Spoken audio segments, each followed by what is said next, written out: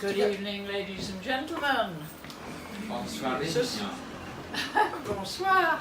Actually, this is called Parisian Ladies of the Night. And I hope you haven't heard it before, because I know that I have read it, but possibly not here. Okay. When I first began my life as a brocante dealer, 6:30 a.m. in all weathers, even in misty, fine rain. Today, in 2018, I ask myself, how could I have been so stupid and gauche, spreading my good quality English collectible stock on the ground, watching and waiting for punters. What a hard life it was sur les trottoirs de Paris, but oh so much fun, without a care in my crazy Mickey Mouse world. One early, damp, grey morning, a white van driven by a French postcard dealer called Alexandre was backing out of his spot in the market and didn't see my rubbish on the wet ground covered with plastic as protection against the drizzle, and thus ran over and flattened my precious collectible vintage English biscuit tins. When I shouted at him, pointing out what he'd done, ruining my stock, he just laughed, shrugged his shoulders and drove off. If they weren't postcards, to his way of thinking, it was merde pour la poubelle. I never forgot his insolent phallocratic behaviour and the incident. Later, ignoring this bombastic dealer when I saw him running around at the ephemera and postcard fairs.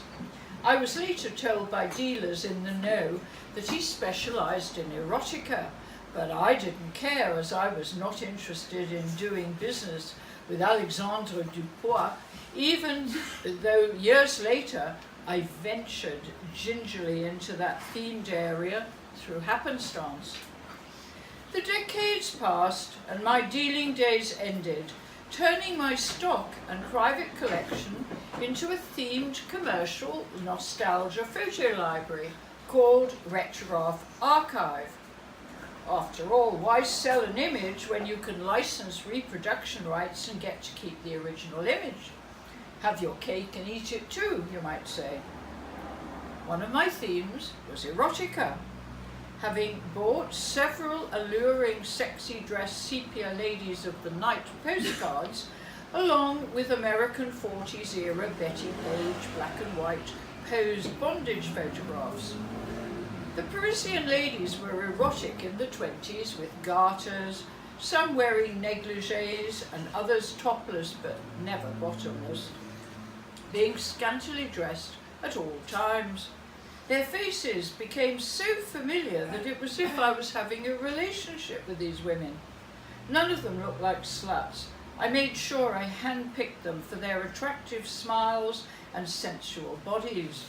They all looked like they were enjoying themselves, sitting on beds or lounging around, resting on decorative, distinctly designed Art Deco oval cushions. Some wore dark school uniforms with white blouses but no panties, carrying books. Some showed their provocative garters with laddered stockings, while others were doing something surreal like ironing or telephoning. My favourite lacy petticoat-clad lady was holding a whip across her knees, sitting demurely, waiting patiently for her next victim. Back in London, I was contacted by the formal, bespectacled picture researcher Emily, working for Wordsworth Editions, who were publishing a series of out-of-print vintage erotic books.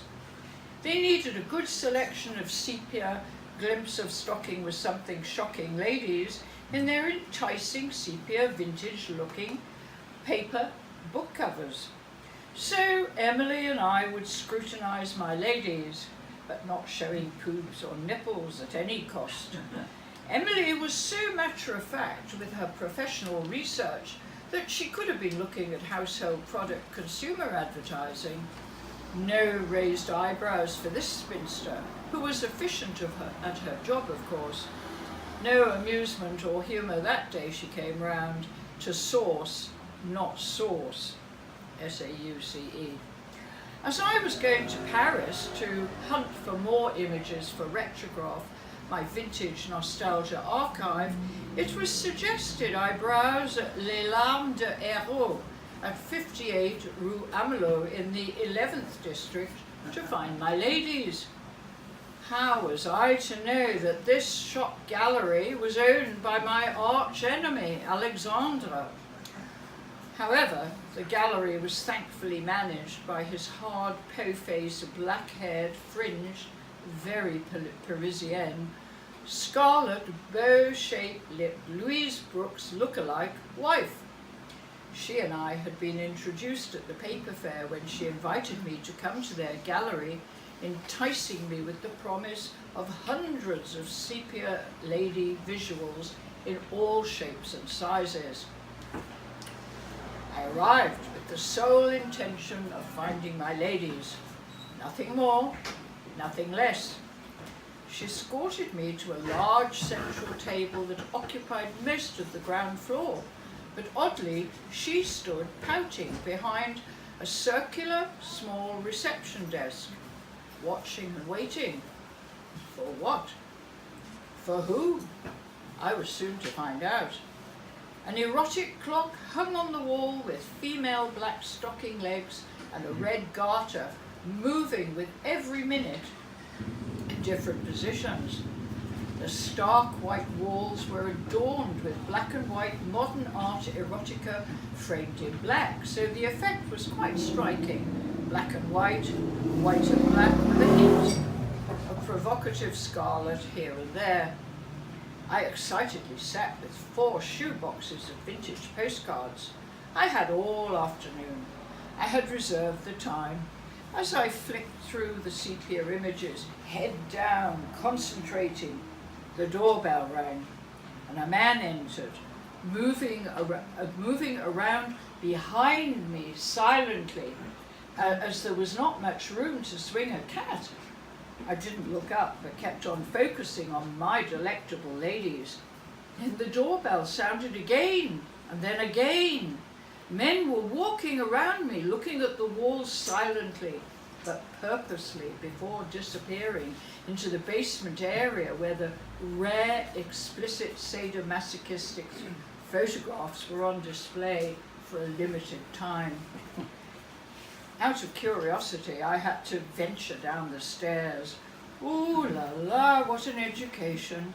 Photos of lesbians fondling each other, penetration, Japanese bondage, threesomes, blowjobs, handjobs, S&M, whips and leather bondage, all very kinky and so French, from Alexandre's famous private collection, some rare ones coming from the French actor Michel Simon's favourite erotic collection. Alexandre had published several photographic books, having found his niche, and the demand was rife without any competition.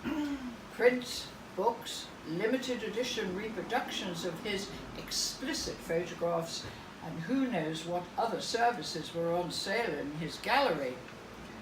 I felt very aware I was out of my comfort zone, but on a focused mission. Not, however, thinking of missionary positions, but thinking of book jackets and a proposed poster books of 30 Parisian ladies, each one of whom I would have to name.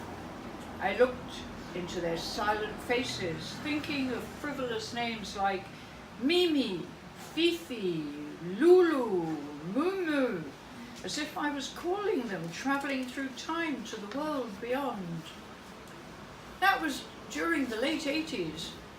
Today, 20 years on, the shop-cum-gallery is still open, but I'm no longer looking for these smiling, enticing ladies, frozen in time, nor venturing into the underbelly of the shop to be educated.